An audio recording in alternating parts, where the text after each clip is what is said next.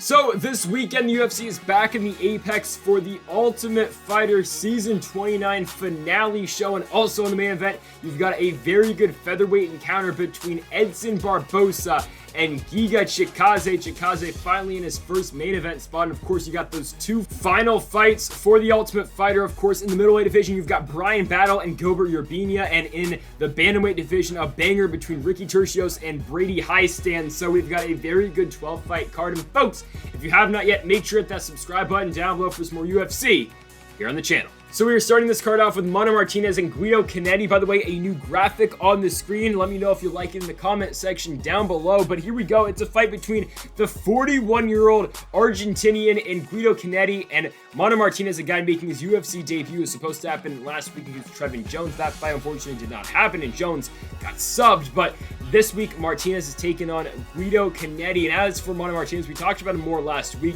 on that current 2-fight winning streak after losing in the Contender Series to Draco Rodriguez, picking up back-to-back wins over there in Fury. Most recently, a win for the Fury FC Championship against Jose Johnson by KO. 30 seconds into that one, retained his bantamweight title. As for Guido Cannetti, we have not seen him since losing to Dana Bakari back at UFC 258. He got knocked out, but hey, Bakari is a guy who's got a lot of power, currently on a good winning streak. I know it's only 2, but still, he knocked out Kevin Natividad on UFC 261, and Joe Rogan was even like, hey, Dana Bakari might be a contender in the very near future. I don't know if I completely agree with that one, but Dana Bakari is a very good fighter. Cannetti was on the wrong side of that fight against Bakari, and before that, they gave him Marlon Chito Vera. He got submitted by a rear naked choke in the second round over in Argentina. Then before that, picked up a win against Diego Rivas. Lost to Kyung Ho Kong before that by triangle. Beat Hugo Viana before that. And then, of course, before that fight, made his UFC debut, which he did lose by rear naked choke. So Cannetti's been submitted multiple times so far in the UFC.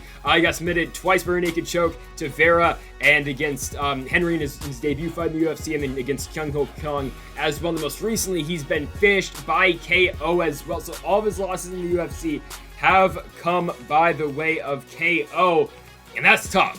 And Guido Cannetti is a 41-year-old fighter taking on a young fighter in Martinez, who is 25 years old, coming off back-to-back KO wins for the Fury Championships. You know, he hasn't had a win that has not been by knockout. For Martinez, 8 wins, all coming by KO, and that is troubling when you're talking about a guy in Guido Cannetti who's coming off a knockout just a year ago, hasn't fought since, and oh yeah, he's 41 years old.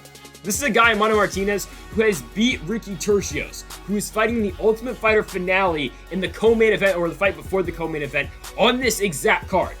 Martinez has only lost once since 2017, and it was that fight where he did get caught in a triangle choke against Draco Rodriguez on the Contender Series. But other than that, Martinez has been pretty damn good, and I don't really think that Guido Cannetti really gives Martinez that much. He's not much of a threat against Martinez in this fight. I think Martinez, obviously the way better striker in this one. I think he keeps the fight standing, and yeah, he's going to knock out Guido Cannetti probably in the first round. Punch his ticket in a big way into the UFC, showing why he does belong to be here. I'm pretty sure of it. The UFC broadcast is going to make a big deal out of Martinez's win over Ricky Turcios for good reason. Turcios, a very good fighter in his own right, but I think Martinez will pick up the win to start this card. I think he will knock out Guido Cannetti. Again, Cannetti's just 41 years old, getting up there in age. I think Martinez cracks the chin early, and Martinez picks up the first round TKO win to start off this card. Interesting fight now at 145 between Jamal Emmers and Pat Sabatini. Jamal Emmers, coming off his first win in the UFC, was a winner over Vince Cachero by unanimous decision. It was a very good performance for Emmers in that fight. Outstruck Cachero, took down Cachero actually later on in that fight after Cachero did threaten him with the guillotine choke, but Emmers looked pretty good in that fight. Pretty decisive unanimous decision win for him. He was a minus 550 favorite in that fight for a damn reason. In his first fight in the UFC, it was a loss to Giga Chikadze. It's a very close fight to Giga Chikadze. Split decision loss. Chikadze does pick up the win on UFC 248, but Jamal Emmers was in there in a competitive fight against the guy who was in the main event of this card, and before that for Emmers, fighting in various promotions, most recently in LFA, before heading on over to the UFC. Also, he did get head kicked by Julian Erosa on the Contender, but again, had a pretty good run in LFA, in various promotions, RFA, and Tachi as well. But then you look at Pat Sabatini, the fighter coming out of CFFC. He beats Tristan Connolly in his last fight. Looked very good in doing so. Really just controlled Connolly throughout that entire fight. UFC 261 as well. Pretty good win in that one for Sabatini. He was supposed to fight Rafael Alves before that, but Alves, of course, had to pull out that fight considering he missed weight by, what, 13 pounds in that one? Interesting, but Sabatini before that fought in CFFC, had multiple fights over there, won the featherweight championship before heading on over to the Ultimate Proving Ground. Fought in CFFC for a very long time, actually made his pro debut in CFFC all the way back in 2014. What do we know about Sabatini? Tremendous ground game out of him. Jamal Emmers, really good striker. The ground game is getting better. You did see him go for that late takedown against Vince Cachero and land it in their fight last August, but it has been a year since we have seen Emmers in the octagon. He's supposed to fight Chaz Skelly in February of last year, or this year. Of course, he had to pull out that fight very last second. And Sabatini, of course, we just did see him in 2021. I'm going to go with Pat Sabatini to beat Jamal Emmers here. I think Emmers' ground game has improved, and I do like the striking out of Emmers. But all around, I just think Pat Sabatini is going to be able to land that takedown throughout this fight. I think he's going to be able to land that takedown consistently. And I'm going to go with Pat Sabatini to beat Jamal Emmers. Do I think he gets a submission on him? I think there's a chance, but I'm going to go with the Pat Sabatini unanimous decision win here, just to be safe. Going with Pat Sabatini to pick up his second win in the UFC. Now we have got Vanessa Demopoulus making her UFC debut against J.J. Aldrich. Aldrich was supposed to be fighting Tracy Cortez on this date, but now she draws Vanessa Demopoulus, the former LFA strawweight champion.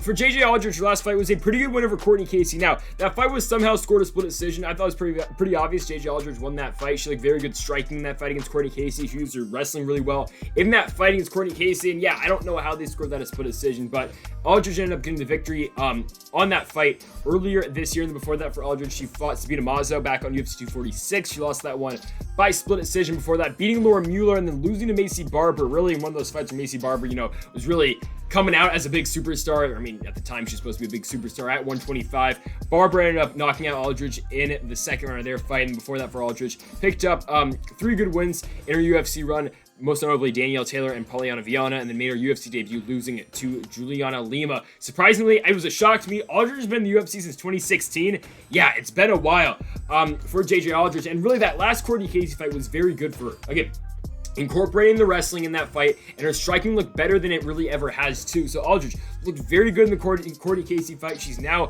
a 9-4 fighter, and she's taken on the former LFA champ in Vanessa Demopoulus. Now, Demopoulus just picked up a win earlier this year by KO in her return.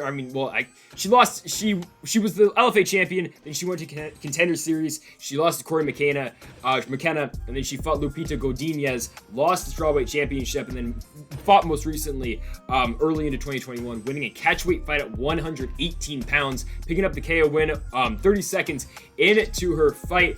Again, the Corey McKenna fight, it's a tough fight for her. Demopoulus was supposed to beat Corey McKenna. She was a favorite going into that fight. She ended up losing by unanimous decision. Then she fought a very close fight against Lupita Godinez. The fight went all 5 rounds, and Godinez won that one by split decision. Demopoulus did win her championship, though, by beating Sam Hughes, UFC fighter, with a triangle choke in the 4th round. Demopoulus is coming to this fight with a record of 6 wins and 3 losses, but on short notice, it's a real tough fight for Demopoulus. And I know she was preparing for a fight on the LFA card this week as well. It's supposed to be on the Friday card, so she has been training for a fight. Now it's just shifted to JJ Aldrich, but Aldrich is a really good fighter. And again, the Courtney Casey fight really stood out to me. She used her wrestling really well. She was striking really well in that fight as well.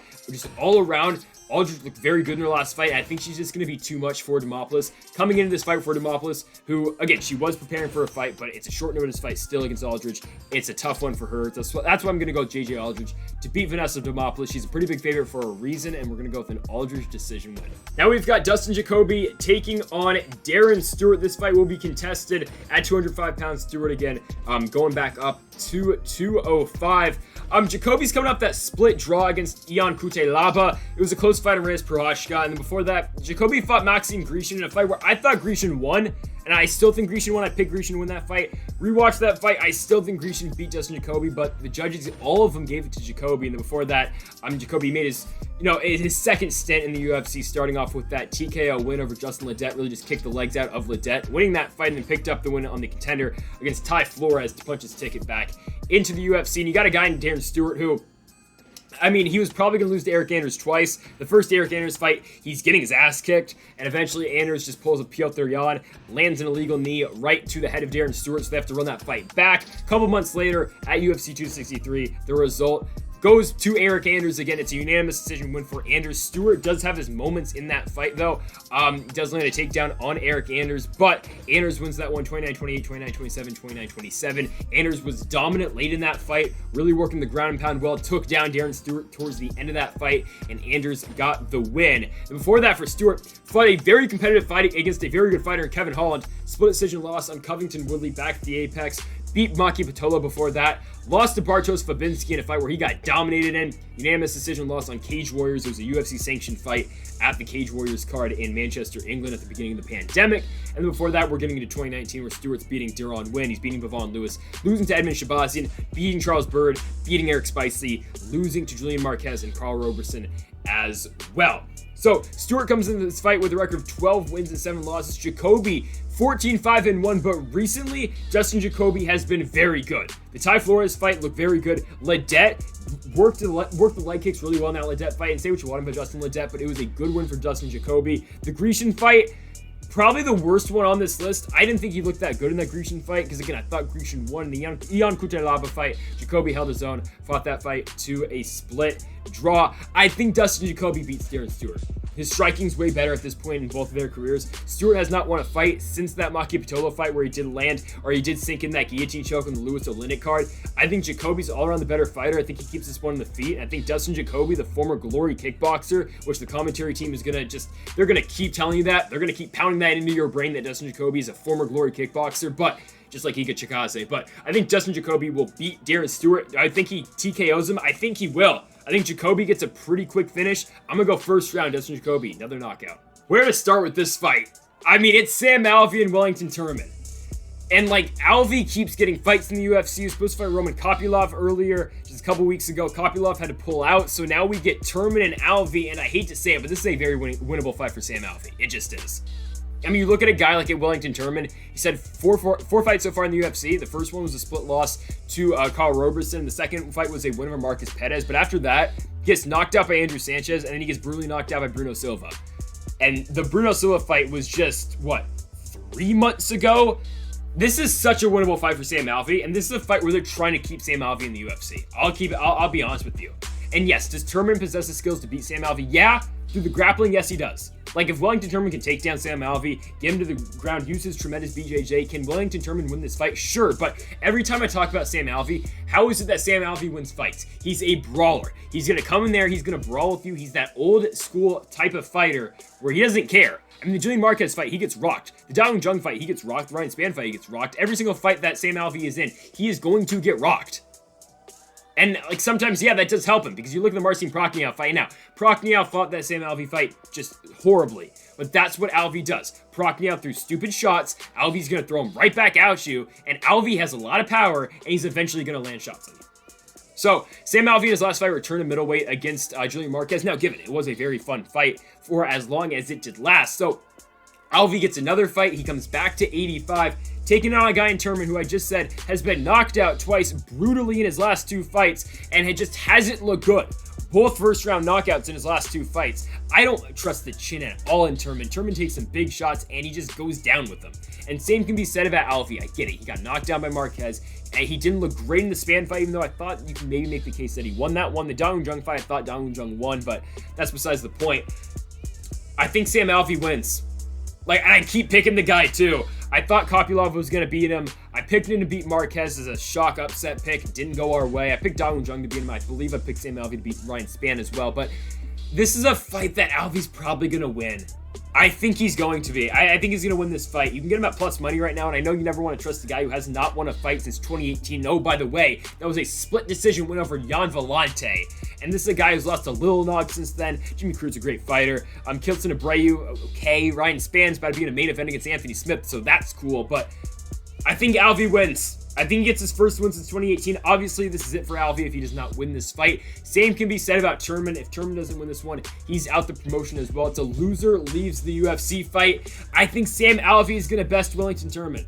I think Alvey's going to connect on the chin before Turman can potentially take him down. I have seen nothing out of Wellington Turman in his last 2 fights to lead me to believe that he's going to beat Sam Alvey just because the chin has not been there. And say what you want about Sam Alvey. Is Alvey great at this point in his career? No, he is not, but what does Alvey still have?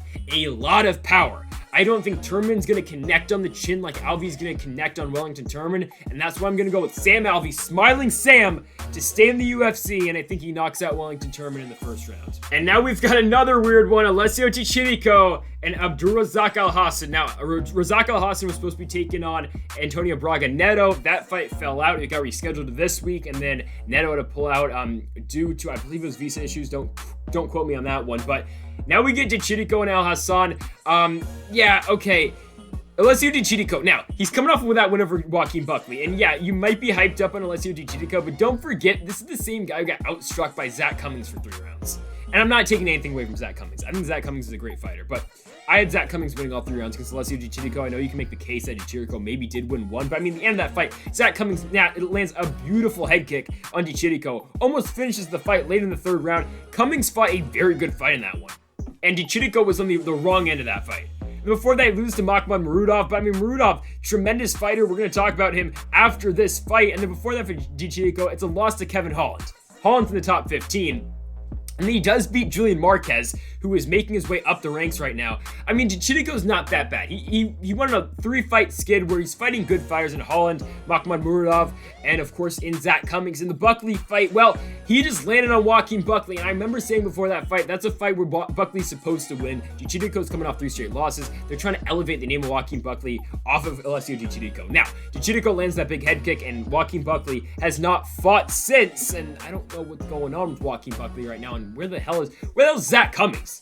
I mean, I know he's supposed to fight, I think he's supposed to fight Alvey, and then he got hurt, but that's all right. Di Chirico taking up Abdulrazak Alhassan. Now, if you thought Abdulrazak Alhassan's last 3 fights were bad, I don't think this one helps him. Di Chirico, say what you want, he's 13-5. He did lose 3 straight fights, but Abdulrazak Alhassan has looked horrible. And I thought he was going to be Antonio Braga Neto. I thought that was the perfect fight for Abdulrazak Alhassan because he's taking a guy in Braga Neto who has not fought since December of 2017. I thought it was a very winnable fight for Abdulrazak Alhassan to keep that fight standing, and unfortunately that fight fell out for him. And now he takes on just a so much tougher of opponent in Alessio Di Chirico, because Di Chirico's going to test the chin. And what have we seen out of Razak Alhassan? The Munila says fight, he gets outstruck, but that was this pretty solid fight. Now, he does miss weight for that one, but that's not a bad fight for Abdulrazak Alhassan. The Chaos Williams fight's terrible, because Razak just gets hit early in that fight. 30 seconds in, and he gets KO'd. And the Jacob Malkoun fight, well, it's not a fight that Abdulrazak Alhassan was supposed to lose. He was not supposed to lose that fight. He was supposed to go out there and pick up a win. Abdulrazak Alhassan has not gotten a knockout win since UFC 228, and yeah, by the way, all of his wins are by knockout, but that's how he wins fights. And yeah, don't forget, he knocked out Nico Price in his last win. It's just tough considering ever since he had that court case that I do believe he was found not guilty on, he hasn't been the same. It just sucks. I think Di Chirico beats Abdulrazak Alhassan in this one. He just does. Di Chirico's the better striker. He's going to test the chin. Abdulrazak Alhassan he's been gun shy in his last 3 fights. He's been taken down by Jacob Malkoun. Chaos knocked him out in 30 seconds. Munila says outstruck him in a fight where Razak Alhassan just really couldn't get going. I think Alessio Di Chirico is going to get to Razak Alhassan in this fight, and I think he's going to win. Do I think he finishes him? No, but I think Alessio Di Chirico puts on a very good striking performance in this one. I'm going to go with Alessio Di Chirico to pick up back-to-back wins in the UFC. He wins this one by decision. Now we've got Makhmud Muradov and Gerald Meerschaert. Muradov on that big winning streak. He has not lost a fight since 2016. And for Gerald Meerschaert, coming off a pretty big win over Bartosz Fabinski just last year, or just earlier this year, on the Whitaker and Gastelum card. Before that, for Meerschaert, of course, he did get KO'd by Khamzat Chimaev, but we don't have to talk about that. What we can talk about is that Gerald Meerschaert, say what you want, Muradov, I believe, is a huge favorite in this one. I'm going to check the graphic, but Muradov is a huge favorite for a good reason. His kickboxing is tremendous, but Meerschaert does have a slight chance to win this fight if he can take down Muradov and he can drown him on the ground. Now, do I think that's going to happen? Probably not, but don't count out Gerald Meerschaert. And I think I gave the same speech when I was talking about Khamzat Chimaev, how, hey, Chimaev really hasn't been tested. Who has he fought? Reese McKee. He's fought Phillips. Low key, yeah, Meerschaert, if he's the better grappler, he's going to beat Khamzat Chimaev. Well, no crap. If Meerschaert's the better grappler than Makhmud Muradov, he's going to beat Makhmud Muradov. The problem is, I don't think he's going to get there. I don't think Meerschaert's going to get the chance because we have seen Meerschaert get cracked a lot, especially the Khamzat fight, but the Khamzat Ian Heinisch fight recently has not been great results for Jacoby Meerschaert. And yes, he picked up a really nice guillotine win over Bartosz Fabinski in April, so I'll give all the credit in the world to Jacoby Meerschaert for that performance. But Makhmud Muradov is a guy who is on a huge winning streak. He's on a 14-fight winning streak, most recently beating Andrew Sanchez with a flying knee on UFC 257, and before that knocking out Trevor Smith on the Over and Rosenstrike card, and before that beating Alessio Di Chirico in his UFC debut. Makhmud Muradov is a monster, picking up 2 knockout of the night bonuses in back-to-back fights, and I'm afraid Meerschaert might be on the other end of another one of these spectacular knockouts for Makhmud Muradov. This man is a tremendous striker. His kickboxing is really damn good, and Meerschaert's not hanging with any great kickboxer, of course. He's got to always get this one in the ground. I don't think he's going to get it with Makhmud Muradov. Muradov's going to keep this fight standing, and he's probably going to finish Jacoby Meerschaert on the feet. Now, again, Meerschaert does have some chances in this fight. I would say so. Now, Muradov has been subbed 3 times in his career. You got to go back to 2013. He loses a fight in Poland by guillotine choke, and then turns around and loses one in Prague by triangle choke, and then his second fight ever, or third, excuse me, loses by armbar. But again, those are fights in 2012, 2013, 2014. I'm not putting any weight into that for Makhmud Muradov. I don't think he's going to get subbed by Jacoby Meerschaert. And again, that's the only chance Meerschaert does have to win this fight. Muradov's going to outstrike Jacoby Meerschaert, and he's probably going to knock him out in the first round. And I think I said the same exact thing about Bartosz Fabinski. I thought he was going to get a finish in Meerschaert in the first. Now, this one is, I feel way more confident in this one. Makhmud Muradov is going to finish Jacoby Meerschaert. I can say that pretty confidently.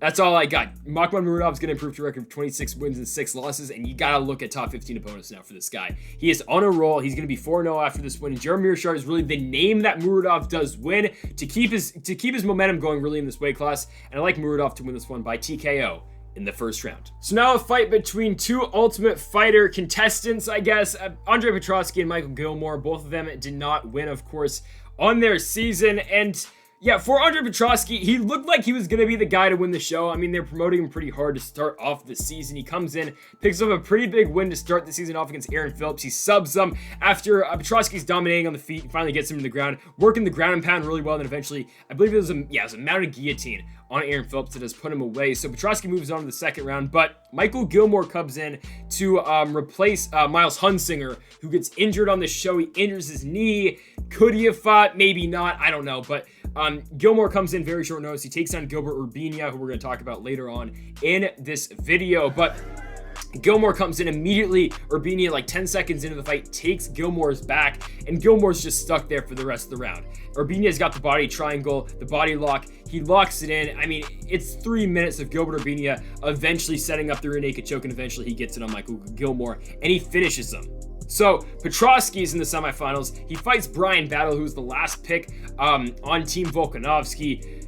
It's a fun fight. I really enjoyed it. The first round's back and forth. I thought Battle was winning on the feet, but of course, later on in that first round, Petroski takes Battle down. He's got his back. He's looking for a submission. Battle gets out the first round, and eventually in the second round, he's piecing up Andre Petroski. Petroski takes him down. Eventually, they get back up, and Petroski shoots in for another double.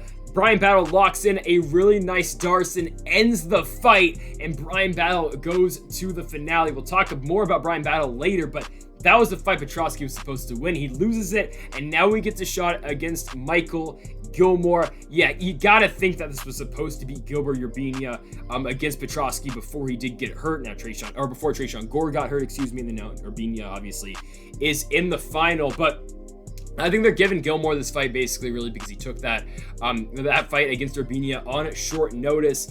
But if you look at the Urbina fight with Gillmore, he gets his back taken immediately, and he really just can't get anything going. He's 34 years old. Now, his wins aren't spectacular at all. You look at his pro record, he's 6-3. He's on a 3-fight winning streak against fighters who are 2-3, 2-1, and 1-1. He's got losses to a 2-0 fighter, an 0-0 fighter, and a 2-0 fighter. Gilmore's record is not the nicest. I mean, it's not great. And for Petroski, yeah, he's coming off a loss, a TKO loss. In LFA, he was on the main event of LFA 93 just last year. He lost to Aaron Jeffrey, but his run in the Ultimate Fighter was pretty impressive, even though he did lose to Battle in the semifinals. I think Petroski's going to win this fight. I think Petroski is going to take down Michael Gillmore. We didn't see any of Gillmore striking in the Ultimate Fighter because he got his back taken, but I don't think we're going to see much of it either in this fight against Petroski. Because I think Petroski looks at that Gillmore fight against Gilbert Urbina. And now, does Petroski really have the BJJ that Gilbert Urbina does? Maybe not, but I think Petroski's immediately going to come in this fight. He's going to take down Michael Gillmore. He's going to work top positioning. Going to use his ground and pound that he did really apply against Aaron Phillips so damn well. I think Petroski's going to win this fight against Michael Gillmore. I think he's going to get a stoppage, and I think he's going to get it pretty quickly. I think this is going to be a fight that Petroski's going to win. It really looks like it. Petroski should be a heavy favorite in this fight for good reason. He's going to win this fight. He's going to TKO Michael Gillmore in the first round after going in, getting a takedown, finishing him with some ground strikes, and Petroski is going to beat the gentleman, Michael Gillmore, in the first round to earn a UFC contract. An absolute banger of a fight at 170 pounds, and for me, probably the toughest to pick on this entire card. Kevin Lee and Daniel Rodriguez. I am so torn on this fight. Like, this fight is so competitive. You got a guy in Kevin Lee who has not fought since March of 2020, and oh yeah, his last fight was against the current lightweight champion in Charles Oliveira. And before that fight, Kevin Lee picks up maybe the knockout of the year against Gregor Gillespie. And for Daniel Rodriguez, he's on a pretty big winning streak as well. Now, did he beat Nicholas Dalby? Did he not? I thought he beat Dalby. I believe that Daniel Rodriguez should be 6-0 in the UFC. You got the Preston Parsons fight where he knocks out Parsons in the first round. That was just in July. He beats Mike Perry by unanimous decision. He has that fight against Dalby, which I thought he won. He KOs Dwight Grant in the first round of their fight. He beats Gabe Green before that, and he beats Tim Means by guillotine as well. D-Rod's been great in the UFC. Kevin Lee is tremendous as well, though. He's challenged for the World Championship before, obviously losing to Tony Ferguson by triangle choke all the way back at UFC 216. But after that, he comes back. He TKOs Edson Barboza. He loses to Ali Quinte, loses to Rafael dos Anjos. He beats Gregor Gillespie. And again, in that fight where he gets that incredible knockout in New York City. And then, of course, the Charles Oliveira fight, which he does lose at the very beginning of the pandemic. That fight was a close fight. It's closer than you remember. Eventually, though, Oliveira does lock in a guillotine. He finishes Kevin Lee in the third round in Brasilia. But this fight's fun, man. This is a good one. Because D-Rod's striking is incredible. We've seen him in the past. I mean, you saw the Preston Parsons fight. Now, was Preston Parsons a good UFC fighter? And I'm sure he's still in the promotion. But it's a fight that Parsons took on Rodriguez last second. He's supposed to be fighting Abubakar Nurmagomedov. Nurmagomedov had to pull out, so it was Parsons and Rodriguez. Rodriguez obviously wiped the floor with them. But Kevin Lee, top 15 fighter. This is a big chance for Daniel Rodriguez because this was supposed to be Kevin Lee and Sean Brady, and I was pumped for that damn fight. But Lee's a good striker. Lee's got tremendous jiu-jitsu. Same thing we said with Rodriguez. Now, obviously on the ground, I would give the edge to Kevin Lee. Rodriguez, very heavy hands though, for 170. His grappling has gotten better. You didn't see him submit Tim Means with the guillotine. Again, Means was shooting in for a very lazy takedown. Rodriguez locked in the guillotine. Ended the fight right there all the way back in Rio Rancho against the Anderson Blakovic card. But Lee's jiu-jitsu is good. I mean, you saw him submit Michael Chiesa, who is a really good jiu-jitsu player in his own right. You saw him submit Francisco Trinaldo all the way back in Fortaleza, Brazil as well. Now, he has been stopped by submission before in the past, though. You look at the Tony Ferguson fight, you look at the RDA fight, you look at the Oliveira fight, but you got guys like Ferguson, former champion. You got RDA, former champion, Oliveira, the current champion. So, Kevin Lee fights the best of the best. For D-Rod, making his way up right now in the UFC. Again, the Perry fight looked very good. Parsons fight looked very good as well. I am torn on this one because I can see how Kevin Lee wins this one, right? Lee outstrikes him, eventually gets him in the ground, outworks him on the ground, outworks him on the feet, all around. It's just a Kevin Lee performance, wins the fight all around. And you gotta fight, but then you look at Daniel Rodriguez. Does he land on Kevin Lee early? Does he finish Kevin Lee early in the fight? Does he win the first 2 rounds? Does Lee win the third? I don't know, man. This fight can end up in so many different scenarios. It's such a close fight. You got a guy in Rodriguez who is 15-2, his only loss in the UFC is Nicholas Dalby, and you got a guy in Kevin Lee who's 18-6. But oh yeah, look at his losses in the UFC. Ali Quinto, Leonardo Santos, okay, Ferguson, Iaquinta, Dos Anjos, Oliveira. And his wins, Gillespie, Barboza, Chiesa, Jake Matthews, some very good fighters that Kevin Lee has beat on his way to getting that interim lightweight championship opportunity. And of course, now he's back up at 170 for the first time since that fight against RDA back in Rochester, New York. Okay, I'm gonna go with Daniel Rodriguez. Yeah, we're going with D-Rod. This is a tough fight for Kevin Lee coming back up at 170. Rodriguez has so much power for the weight class. He's going to strike with you. He's going to stand there, and he's going to trade with you. Rodriguez has looked so good. He's got all the momentum on his side right now. And yes, did he lose to Dalby? Maybe he did, but Rodriguez has been looking so good. I don't like this fight for Kevin Lee coming off that huge layoff. It's been over a year since he has fought. It's been, what, 18 months since we have seen Kevin Lee. I don't like throwing him in there don't like throwing him right away against Daniel Rodriguez. And against Sean Brady, that fight might have gone the other way. I don't know. I hope we get that fight someday, but I like Rodriguez to beat Kevin Lee. I think he's going to land early on Kevin Lee. I think he's going to win the first 2 rounds. I think that's what it does. That's what does it. I think Rodriguez wins 1 and 2, Lee wins 3, and there you go, 29-28, Daniel Rodriguez beats Kevin Lee. I think he outstrikes him. Lee eventually maybe gets this fight to the mat, but I think Rodriguez, the damage he's going to do on the feet is going to be enough. I think Daniel Rodriguez is going to pick up the biggest win of his career by far in beating the former title challenger in Kevin Lee, improving him to a record of 16 wins and 2 losses. I am so pumped for this one. I mean, this is such a banger. Brady Hiestand, Ricky Turcios, the finale here for the 135-pound weight class. This is a good one. I mean, Ricky Turcios is never in a bad fight. You look at his 2 fights on The Ultimate Fighter. I mean, the first one, tremendous win over Dan in the first round. Then he beats Ludovic in the second round. 2 wars. And then for Hiestand, he gets in a very fun fight against Joshua Reddinghouse. And then he knocks out or TKOs Vince Murdoch in the second fight. Now, did Murdoch mess up his knee in that fight? Yeah, but still, I mean, this is a banger. Turcios and Hiestand, these 2 guys are never in boring fights. And let's get into this one. I mean, Hiestand, you look at his record before the UFC, it's not impressive at all. I mean, the combined, Brady Hiestand has only won 1 fight against a fighter who has a win, which is weird. And his pro career, right? The Ultimate Fighter are technically amateur fights, but you look at his fights, he beats an 0-2 guy, 0-0, 0-4, 0-6, loses to a 9-5 fighter, and then beats a 1-12 fighter before going into the UFC. So this is a Talia Santos thing. I mean, if you remember when we talked about Talia Santos, she comes in the UFC, she's beating a bunch of bums basically before heading into the promotion. She comes in, she wins a couple fights in the UFC. She's looking pretty good right now. This is what, if Brady Hiestand was not in the Ultimate Fighter and he just made his way into the UFC, everyone would call him a can crusher. But now he's on the Ultimate Fighter, he picks up 2 really good wins against 2 good fighters. The Murdoch fight is the one that stands out. And now he's taking on Ricky Turcios, who is, he's 2-2 in his last 4 fights. Loses to Boston Salmon on the contender, beats Josh Paiva and King of the Cage, loses to Mana Martinez, who was on the opener on this card for the Fury Championship, and then wins his last fight in February of last year by armbar on Fury. And then, of course, those 2 wins on the Ultimate Fighter. The first one being that big win over Dan, and of course, beating Ludovic by unanimous decision. Both these guys, tremendous ground game. Both these guys can get it done on the feet. Turcios, though, is one of these fighters. I mean, the UFC, they are going to promote Ricky Turcios.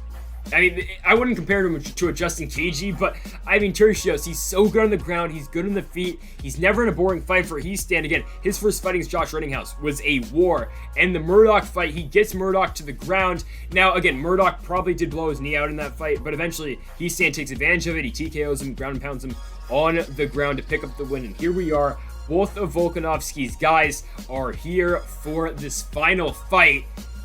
It's a tough one. It's such a tough one to call. I just haven't seen a lot out of Brady Hiestand yet. Again, he's had those 2 fights in the Ultimate Fighter, and before that, there's really nothing to judge him on. And then for Turcios, he's 2-2 in his last 4 pro fights.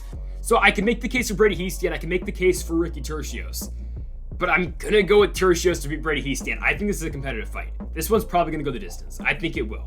Because Turcios and Hiestand, they're going to stand there and they are going to throw. I think Hiestand's going to be the guy, though, that's going to try to get this one on the ground. I think that's pretty obvious, right? I think Hiestand's going to try to drag Turcios on the mat and try to finish him down there. I think Turcios isn't horrible on his back and he's not horrible on the ground, but that's probably where Hiestand's got the advantage. On the feet, Turcios is going to throw. Turcios is going to throw volume at you. He does not care if he's going to hit. If he's going to get hit, he's going to throw one. He's going to take one to throw one. That's how Ricky Turcios fights. Hiestand, very good on the feet, very technical on the feet. Going to try to get this one probably to the ground at some point in this fight. But I do like Ricky Turcios ever so slightly to beat Brady Hiestand. Again, competitive fight, close fight. I think Turcios gets the job done. I think he wins this one. And I think Turcios wins, and I think he becomes the Ultimate Fighter. He gets that big contract. I think Hiestand's obviously going to be in the UFC as well. I'd like to see him back. I think Hiestand's got a very bright future. By the way, Hiestand's only 23 years old too. He was the youngest fighter on that entire season, so he's got a UFC future. Same can be said about Turcios. It should be a banger of a fight, but I think Ricky Turcios gets the job done in a very competitive, unanimous decision win. Okay, so it is the finale now for the middleweight side of the bracket for the Ultimate Fighter. This was originally supposed to be Tresean Gore and Brian Battle. very competitive fight. I was really excited for that one. Tresean Gore, unfortunately, though, injured his knee, and now is going to be Gilbert Urbina, who just got violently knocked out by Tresean Gore in the semifinals. But now Urbina is back, and he's taking on Bryan Battle, and you know what? This fight's very winnable for Gilbert Urbina. I think Urbina should probably be the favorite in this one, but he's not. He's not, because everyone's looking at the last fight that Urbina was in. He got violently knocked out by Tresean Gore, but I tell you what, Tresean Gore probably has the most power of anyone in that house. He probably did. Urbina, what does he do well? He gets fights to the ground. What does Bryan Battle do well? He fends off takedowns pretty well. He takes his opportunities when he gets them, obviously. When Bryan Battle gets his opportunities to take a fight to the ground, he will, when he's on top. Of course, we've seen him fend off takedowns pretty well. The Petroski fight, though, what did Petroski do? He took him down twice.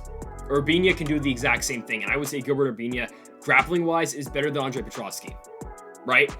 I think Battle's got the striking advantage. I think he does, but he doesn't have the power that Tresean Gore does.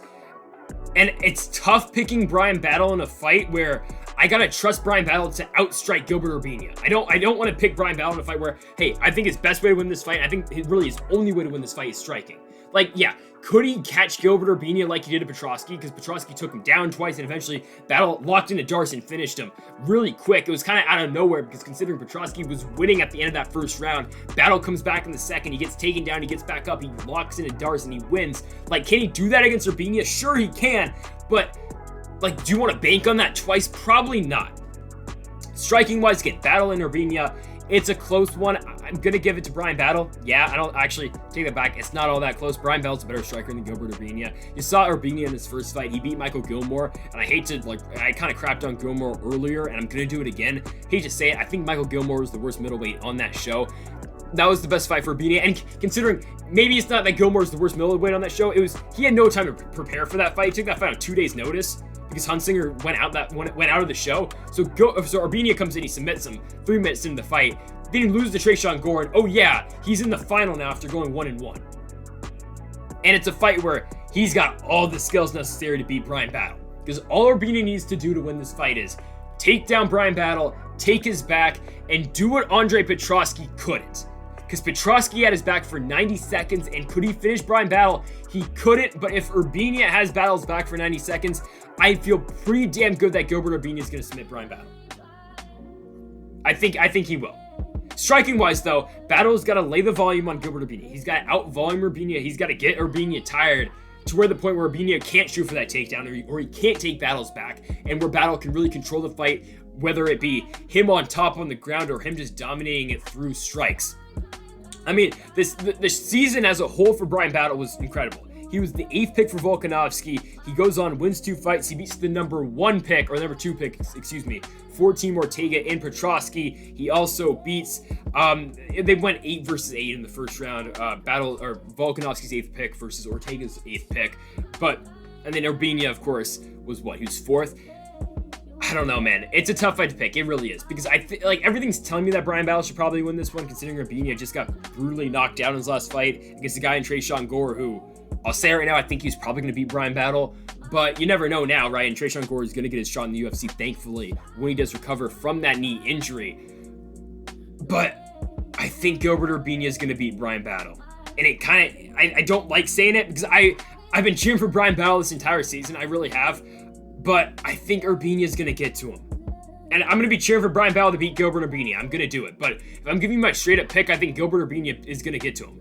Like, do I think Bryan Battle's got the power to knock out Gilbert Urbina on the feet? I don't think he does. And, like, yes, can he out-volume Gilbert Urbina? Can he outstrike him, and can he win a decision? I think he can. I think that's Bryan Battle's best chance to win this fight. But on the ground, I like Gilbert Urbina to beat Battle. Unless Battle does lock into, like, a Hail Mary darts like he did against Petroski. If Urbina does not shoot for dumb takedowns like Petroski did in his one fight, or panic takedowns, as you call them, like, I think Urbina's set in this one. Do I think he finishes Bryan Battle? I don't think he does. I think he wins a decision. I think, yeah, the submission is going to present itself for Urbina, but I think eventually he is going to win by decision. I think Urbina is probably going to win 30-27 in this one. Trust me, though, I'm cheering for Bryan Battle. I hope Bryan Battle wins. I hope I'm wrong on this one, but I think Urbina wins after winning 1 fight on the show, and it's against a guy who took the fight on 2 days' notice, and he loses, he gets knocked out, and somehow he's going to find himself with what is it, a 6-figure contract, is it? I hope it's 7, but it's probably 6 knowing the UFC. I think he's going to end up with that six-figure contract. I think he's going to end up with that Harley Davidson motorcycle. And Gilbert Urbina is going to win the Ultimate Fighter. I think he gets it done through the takedowns, through the grappling.